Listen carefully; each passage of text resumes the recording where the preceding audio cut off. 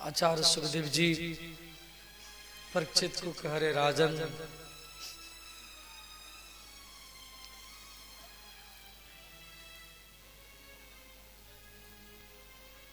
एक बार देवराज इंद्र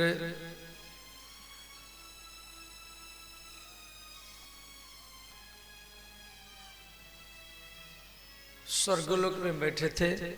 उनकी पास में उनकी पत्नी सची वो भी बैठी थी। वहां पर गुरु बृहस्पति आए तो गुरु बृहस्पति को देख करके सब देवता लोग खड़े हो गए, परंतु इंद्र खड़े नहीं हुए। तो गुरु बृहस्पति चले गए। तो देवता लोग इंद्र को बोले, महाराज गुरु जी आए थे और आप उनका स्वागत नहीं किया। देवराज इंद्र अपने गुरु बृहस्पति को मनाने के लिए गए। तो गुरु बृहस्पति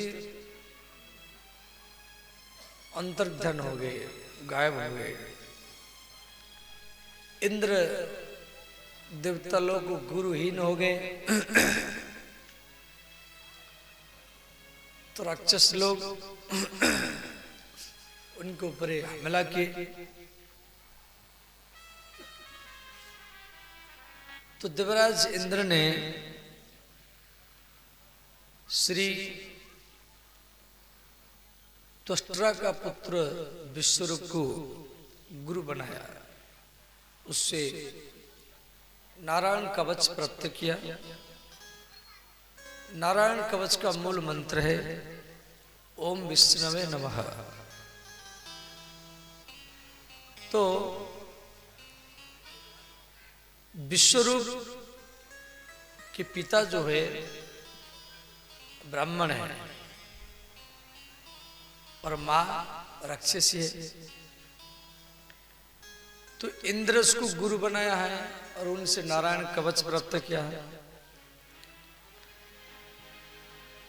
देखो, यदि पिता ब्राह्मण हो, मां राक्षसी हो,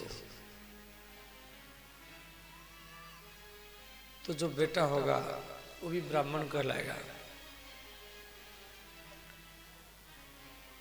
और यदि मां बड़े कुल की हो, बड़े जाति की हो, पिता छोटे जाति की हो, और उसका जो बेटा होगा वो वर्ण शंकर कहलाएगा।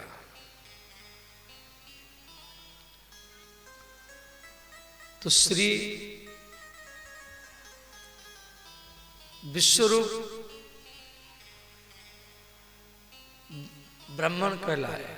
यदि इसके पिता ब्राह्मण है, मां राक्षसी है, और ये दोनों को आहुति देता था। इंद्र नाराज हो गया। इंद्र देखा इसकी मां राक्षसी है और एक राक्षसी को ये आहुति दे रहा है। इंद्र क्या किया, विश्वरूप का मस्तक काट दिया। इंद्र के ऊपर ब्रह्महत्या आक्रमण किया। देवराज इंद्र स्वर्गलोक छोड़कर के भाग गए। ब्रह्महत्या को 4 व्यक्ति स्वीकार किए, पृथ्वी, जल, वृक्ष और स्त्री। पृथ्वी में ऊसर भूमि, जल में फेन, वृक्ष में रस, स्त्री में मासिक धर्म। तो इस प्रकार इस 4 भाग में बांटा गया।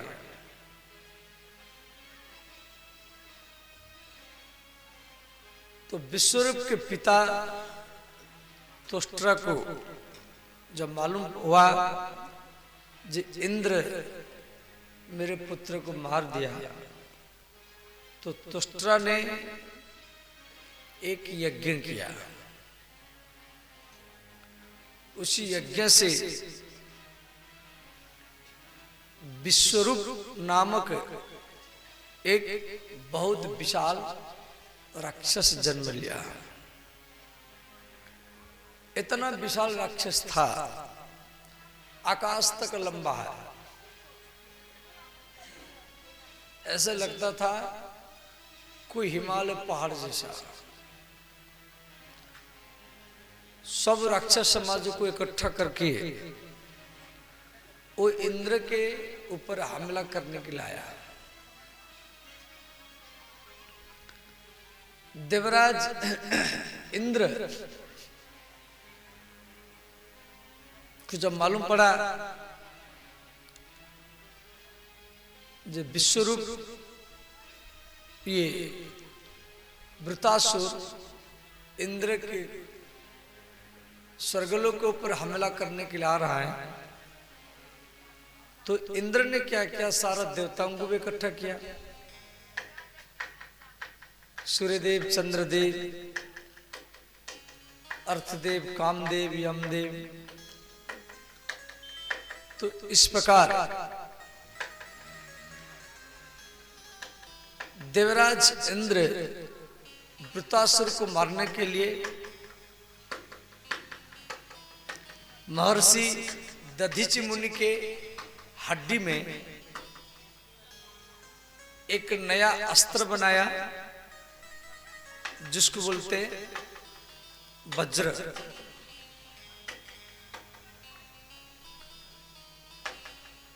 तो वृतासुर और इंद्र दोनों आमने सामने खड़े हैं।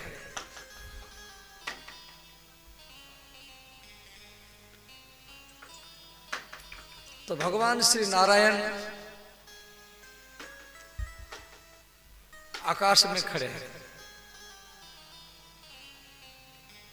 इंद्र को नारायण भगवान का दर्शन नहीं हुआ, परंतु वृतासुर को नारायण भगवान का दर्शन हुआ। बोले श्री नारायण भगवान की जय। तो वृतासुर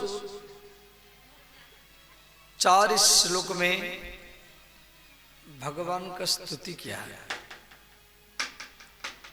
पहला श्लोक, ननाक पुष्टम न च पारमिष्टम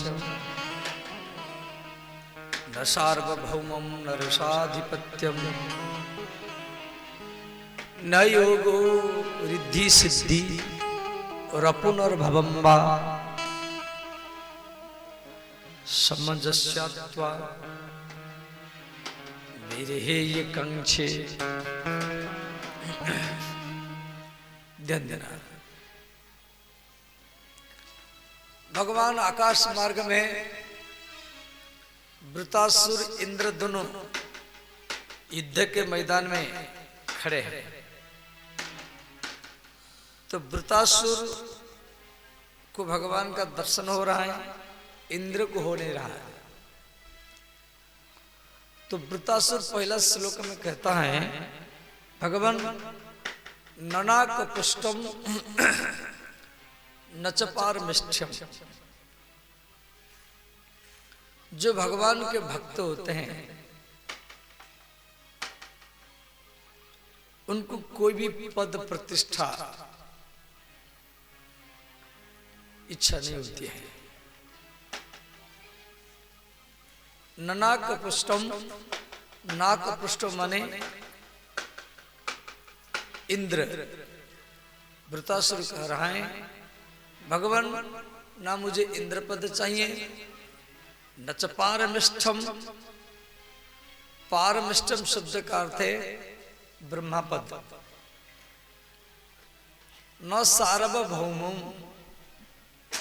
सार्वभौम का अर्थ है संपूर्ण पृथ्वी का सम्राट।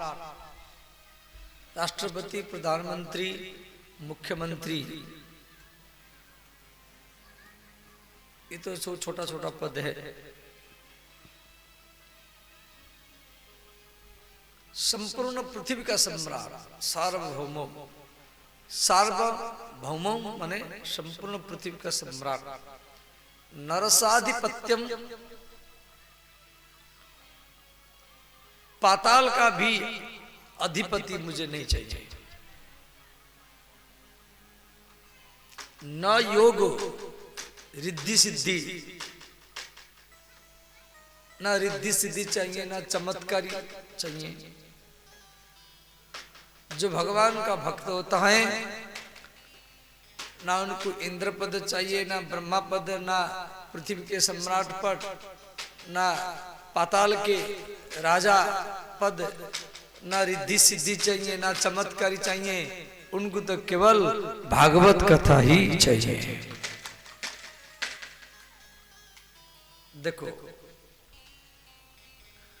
भगवान में मन लगा रहे बस। हरिस्मृति सर्व विपत्ति विमुक्षणम। भगवान का याद सारा विपत्ति का विनाश है।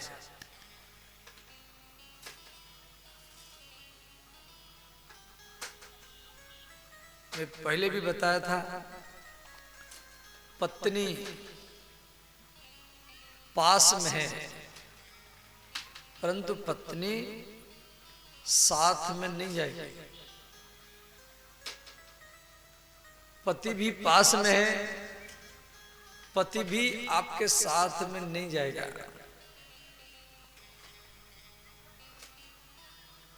जमीन, मकान, गाड़ी ये भी पास में है, ये भी साथ में नहीं जाएंगे।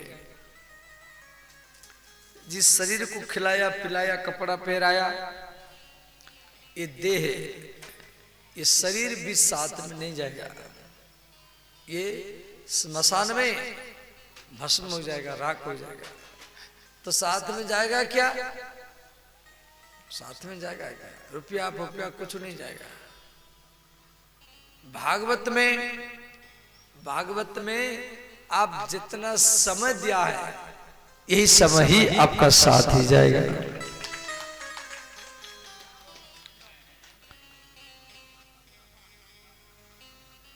वृतासुर दूसरा श्लोक में कहा,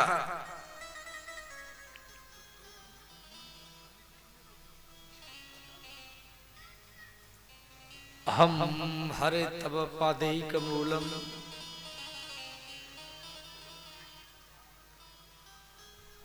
दासानुदासो भवितासि भूयः।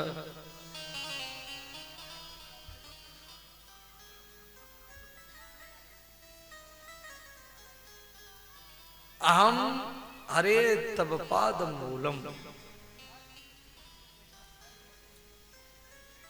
माता जी को बैठाई बैठाई, बहुत दूर से आई ना, बेला घाट इतना दूर से, हाँ बरेना से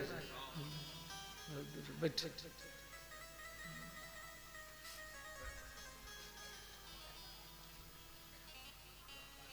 तो ध्यान देना,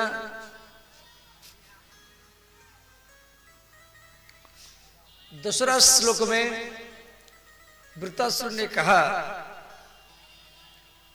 अहम हरे तब पादैक मूलम दासानुदास।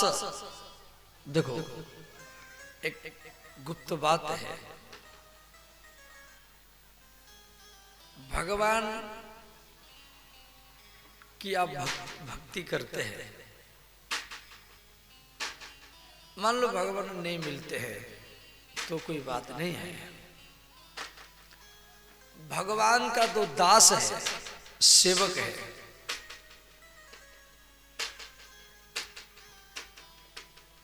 उसका भक्ति करो। यदि वो भी आपको सुजग नहीं मिल रहा है, वहां तक जा नहीं सकते, तो भगवान के दास के दास के दास के दास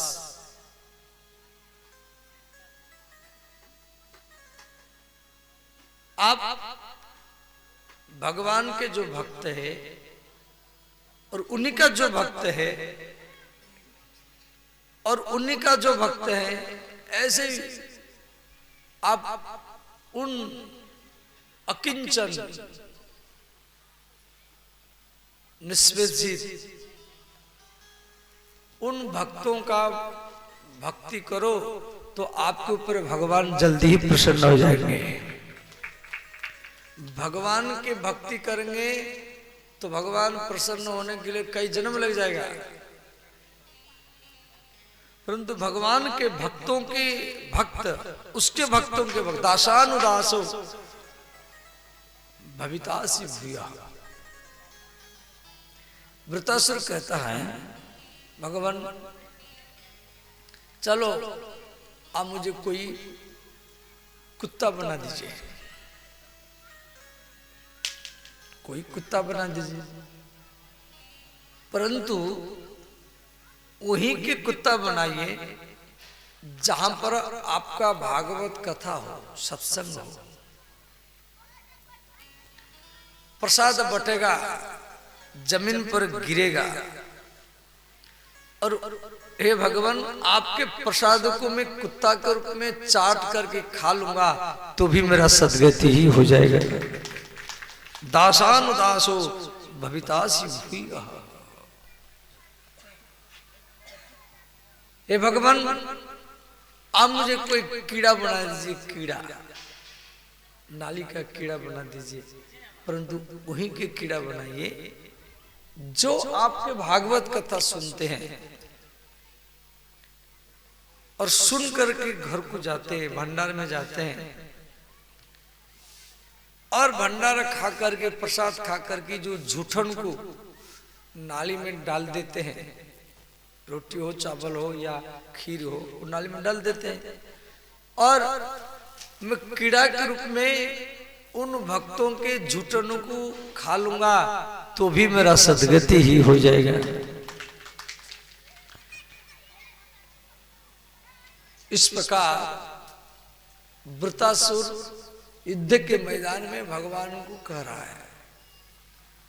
इंद्र देखा कि भाई इसका मन तो भगवान में है, अब मुझे तो भगवान दिखाई नहीं दे रहा है, इसको दिखाई दे रहा है। अंत में देवराज इंद्र वज्र से वृतासुर का मस्तक काट दिया। पहले तो वृतासुर इंद्र को और उसके हाथी ऐरावत को निगल गया। इंद्र और उसके हाथी ऐरावत ये वृतासुर के पेट में चले गए, परंतु पेट में जाने पर भी इंद्र नहीं मरा। ऐसे तो इंद्र अमर है, दूसरे में उसको नारायण कवच मिला है। फिर इंद्र बाहर आ गया, फिर वज्र से वृतासुर का मस्तक काटा। भागवत में दिया गया है वृतासुर के मस्तक को काटने के लिए इंद्र के वज्र को कई वर्ष समय लगा। वैसे अनुमान लगाओ उसका शरीर कितना बड़ा होगा।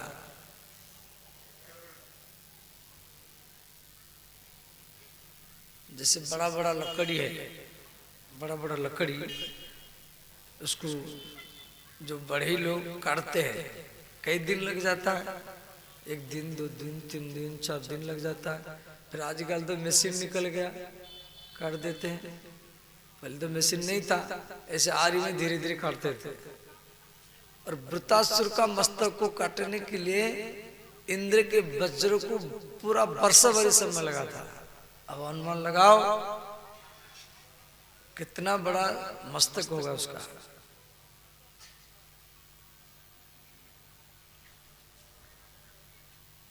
तो श्री परीक्षित महाराज सुखदेव जी को प्रश्न किए, जो गुरु जी ये वृतासुर कौन है जिसको युद्ध के मैदान में भगवान का दर्शन हुआ परंतु इंद्र को नहीं हुआ?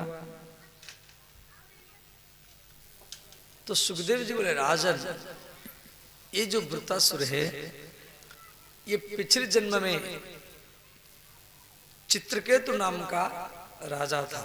चित्रकेतु, इसकी 1000 पत्नियां थी, परंतु एक भी संतान नहीं था। तो अंगिरा ऋषि के आशीर्वाद से इनके बड़ी पत्नी कृतदिति को एक पुत्र मिला। तो और जितना सब पत्नी थी नाराज हो गई कि राजा बड़ी पत्नी के घर में बार बार जाते थे पुत्र के मोह में। तो और जितना सब पत्नी थी वो छोटे से राजकुमार को जहर पिला दिया, बालक मर गया। अब महाराज चित्रकेतु वो बालकों को जलाए नहीं, इसको तेल के कुंड में रखे। 1 दिन 2 दिन 10 दिन 20 दिन 1 महीना बीत गया, 2 महीना बीत गया। महाराज चित्रकेतु रोते रहे। तो वहां पर नारद जी आए। तो नारद जी चित्रकेतु को समझाए, बोले राजन इसी बालक के शरीर को संस्कार करो। चित्रकेतु ने कहा मुझे मेरा पुत्र चाहिए, कैसे भी हो मेरा पुत्र चाहिए, कुछ नहीं चाहिए, इतना पुत्र मोह। तो अंत में नारद जी उसके जीवात्मा को आवाहन किए। जीवात्मनम पश्यम भद्रम ते मातरम पितरम चते। नारद जी उस जीवात्मा को आवाहन किए, जीवात्मा वापस आ गया। तो नारद जी बोले हे जीवात्मा, आपकी शरीर को आपके माता पिता तेल के कुंड में रखे हैं और आप इसी शरीर में प्रवेश करो और अपने माता पिता को पुत्र सुख दो। तो जीवात्मा ना, जो जीवात्मा वो कहा ये मेरे माता पिता नहीं है। अब देखो, जो चित्रकेतु कई महीना से उसके शरीर को तेल के कुंड में रख कर के रो रहा है और जीवात्मा कह रहा है ये मेरे माता पिता नहीं है। किसके प्रति ज्यादा आसक्ति होगा, लगाव होगा, किसको आप ज्यादा चाहते और वो आपका विरोध करे तो आपके अंदर वैराग्य आएगा।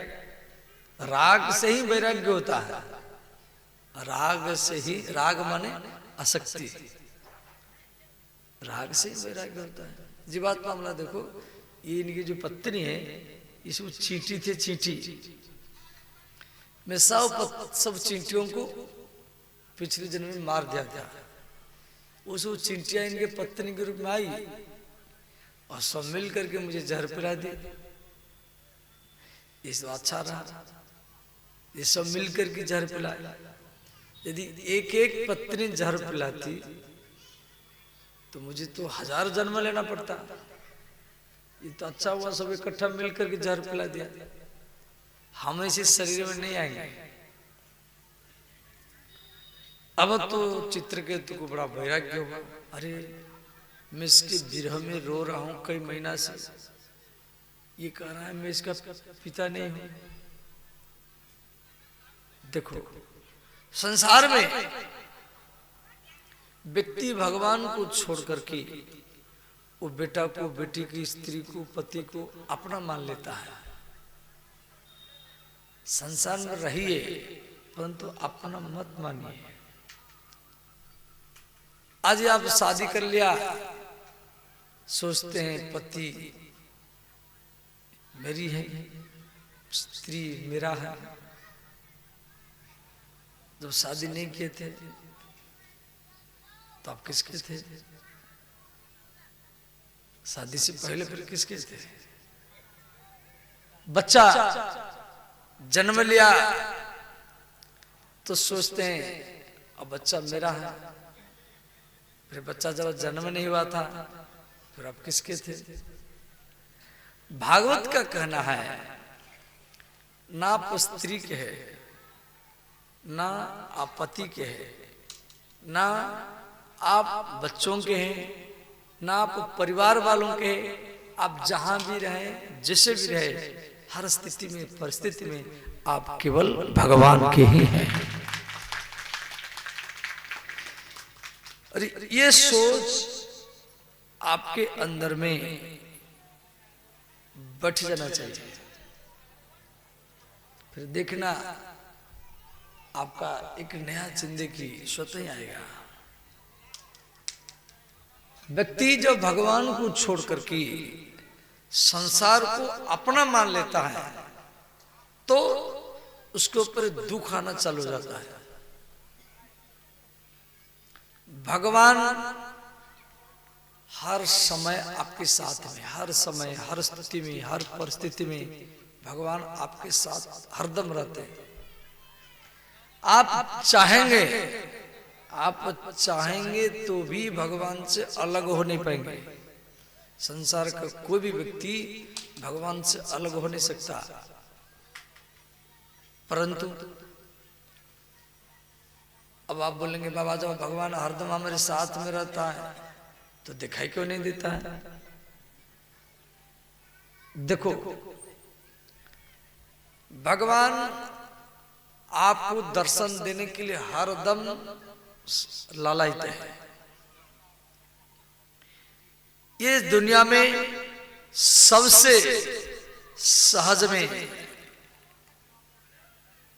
बिना प्रयत्न किए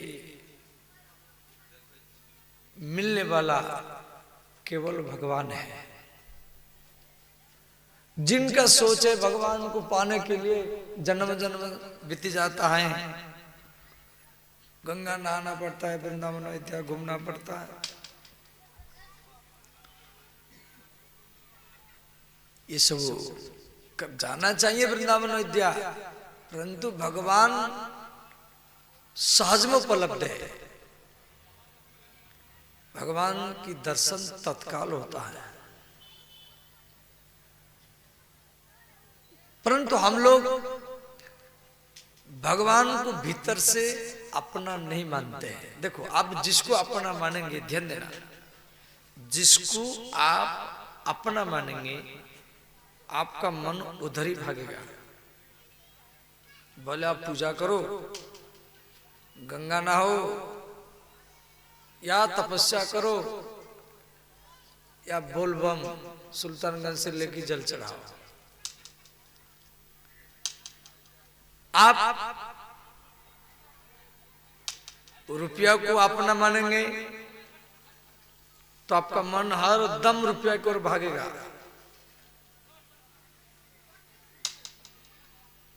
आप प्रतिष्ठा को अपना मानेंगे, हर दम आपका मन प्रतिष्ठा पाने के लिए भागेगा। आप किसी प्रेमी या किसी प्रेमिका को अपना मानेंगे तो आपका मन हरदम उधर भागेगा। आप बेटा बेटी को अपना मानेंगे तो आपका मन हरदम बेटा बेटी की ओर भागेगा। और यदि आप भगवान को अपना मानेंगे तो आपका मन भगवान की ओर ही भागेगा। ये बोलने की बात नहीं है, ये तो आप अपने मन में टटोलो।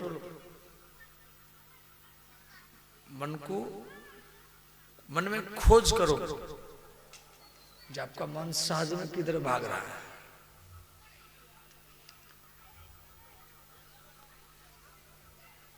तो भगवान को अपना बनाने के लिए हमको भागवत की शरण में जाना है। भागवत का यही भागवत धर्म है, यही ही भागवत धर्म है। ऐसे हम आपको कहानी सुना देंगे, आप सुन लेंगे फिर भूल जाएंगे। ऐसे तो कई बार आप भागवत कथा सुने और भी सुन, ऐसे सुनना चाहिए सत्संग कथा। तो वो जीवात्मा उस शरीर में नहीं आया। जीवात्मा ने कहा नहीं नहीं, मैं इनके बेटा नहीं हूं। अब चित्रकेतु को वैराग्य हुआ। चित्रकेतु अंगिरा ऋषि से संकर्षण भगवान का मंत्र प्राप्त करके तपस्या करने के लिए गया। एक विमान आया और वो विमान में बैठ करके वो वैकुंठ लोक जा रहा था। और विमान जो है कैलाश के ऊपर जा रहा था। तो भगवान महादेव माता पार्वती को अपनी गोदी में बैठा रखे थे। भरी सभा में ऋषि मुनि सब बैठे थे।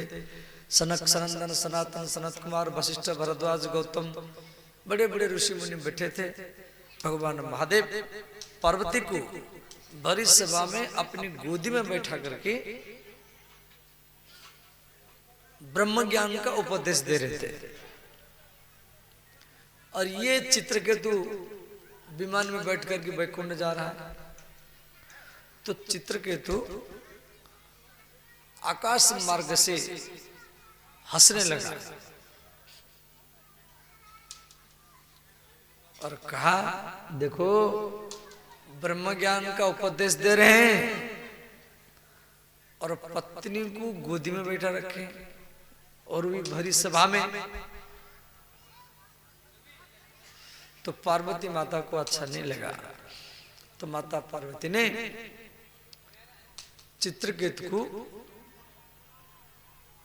अभिशाप दे दिया, जी अभी अब वैकुंठ के लायक नहीं है, आपको एक बार राक्षस बनना पड़ेगा। क्यों? आपके अंदर में भेद बुद्धि है। जो भगवान महादेव के सामने इतना बड़े बड़े ऋषि मुनि बैठे हैं और वो भी महादेव का गलती को नहीं पकड़े और आप पकड़े, अब वैकुंठ के लायक आप नहीं हुए। तो वही पार्वती का अभिशाप के कारण चित्रकेतु वृतासुर नाम का राक्षस बना था, जिसको संग्राम के मैदान में भगवान का दर्शन हुआ था। अब यहाँ एक प्रश्न है, भगवान शिव भरी सभा में पार्वती को अपनी गोदी में क्यों बैठा रखे थे? क्या कारण है? देखो, भगवान सबके मन को परीक्षा कर रहे थे। जे इसके अंदर में स्त्री पुरुष का भेद ज्ञान है या मिट गया है? ब्रह्म ज्ञान वही पकड़ सकता है जिसके अंदर में स्त्री और पुरुष का भेद ज्ञान मिट गया हो। ऐसे योगी लोग कभी स्त्री और पुरुष में भेदभाव नहीं रखते हैं। स्त्री और पुरुष ये शरीर का गठन है। स्त्री के अंदर में भी आत्मा है, पुरुष के अंदर में आत्मा है। और आत्मा जो होता है ना वो स्त्री है ना वो पुरुष है। आत्मा न स्त्री है न पुरुष है। ये तो एक ढक्कन है। ये शरीर जो है, स्त्री का शरीर या पुरुष का शरीर, ये एक ढक्कन है। और आप न स्त्री है ना पुरुष है, आप केवल श्री भगवान के ही हैं। ये सोच आपके अंदर होना चाहिए। आप वो परमात्मा की अंश है, जीवात्मा है। आप अविनाशी है, आपका मृत्यु होता नहीं है। मृत्यु केवल शरीर का होता है, आत्मा का मृत्यु नहीं होता है, और आत्मा मरता भी नहीं है।